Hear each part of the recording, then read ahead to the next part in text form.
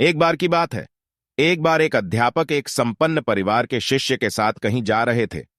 तो उस शिष्य को कुछ मजाक सूझी क्योंकि उसको रास्ते में किसी गरीब मजदूर के जूते दिखाई दिए।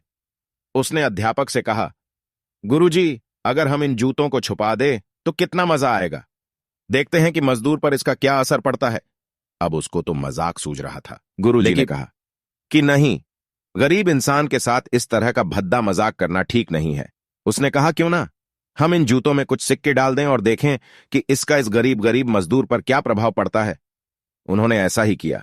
जैसे ही मजदूर अपना काम करके लौटा और उसने एक पांव अपने जूते में डाला तो उसको कुछ कठोर सा महसूस हुआ। उसने अंदर हाथ डाला तो उसको कुछ सिक्के दिखाई दिए। वह थोड़ा आश्चर्य में पड़ गया। आसपास किसी को देखा तो कोई भी दिखाई नहीं दिया। वापस उसने दूसरा पैर अपने जूते में डाला और वापस उसको उसमें कुछ सिक्के दिखाई दिए।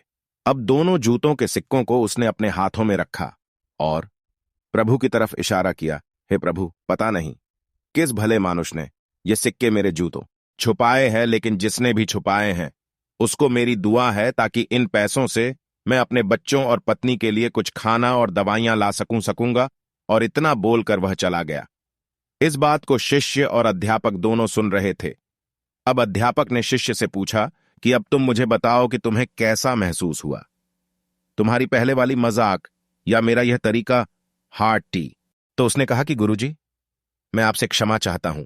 नहीं पता कि हमने उसकी मदद की है, लेकिन अंदर ही अंदर हमें पता है कि हमने उस इंसान की मदद की है। यही सच्ची खुशी है। जब हम दूसरों को खुशी देते हैं तो हमें सच्ची खुशी मिलती है।